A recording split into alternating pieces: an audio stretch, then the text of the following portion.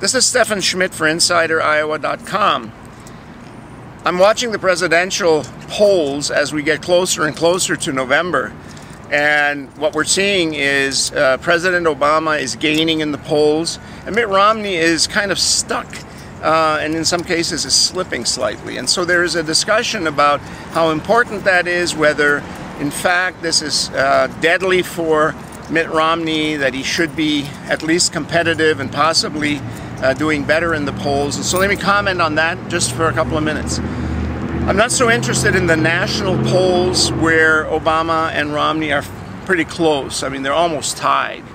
But remember, elections in the United States for president are not a national election. President is elected when he collects 270 electors for the Electoral College, and he gets those by winning states and getting the electors from each of those states. So you have to run in all 50 states, and that's what we're really watching. Now, number one important point. Romney has many of the red states that are Republican states completely wrapped up. Obama isn't going to win those states, so he can count on those electors, and it's something like 130 or something like that. Barack Obama has certain states pretty much wrapped up, and those states are the blue states, states like California and others, where he is going to win. He's definitely going to win.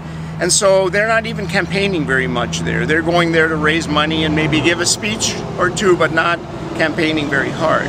But there are roughly 8 states in the United States that are battleground states, that are sometimes go Republican and sometimes go Democrat.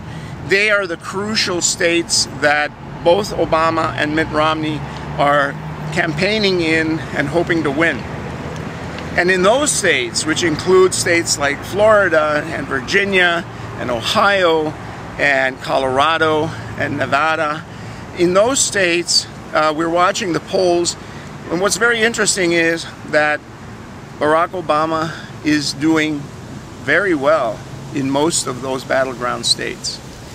And that is a very dangerous situation for Mitt Romney, because if Barack Obama wins enough of the battleground states in November, Mitt Romney will not be president of the United States.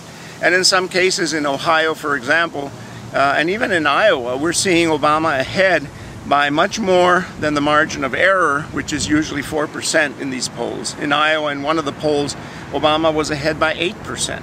In some other states, he's ahead by as much as 10%, and in some even a little bit more.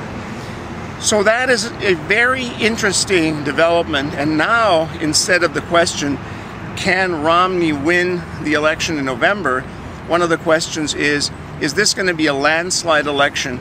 Could Barack Obama win an overwhelming number of electors, and in doing so, possibly discourage Republicans who will feel that they really just can't win and they won't go to the polls, and that will hurt candidates in the Republican Party for governor, for the Senate, and for House races.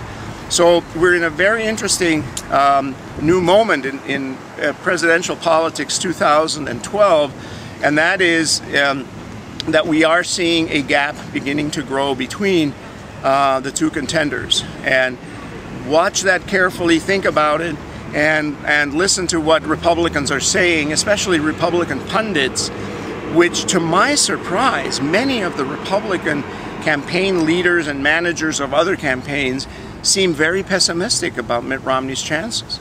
And usually this time before an election, they are still cheerleaders. They are still talking positively. They are still saying, oh, Romney is going to win, and he's going to win the first debate, and, don't worry about it. This is just another, polls go up and polls go down, as Mitt Romney has said. And that may very well be true, which is why today we can't really say definitively what will happen in November. But we are certainly watching a new campaign develop with the Republicans behind. This is Steffen Schmidt for InsiderIowa.com.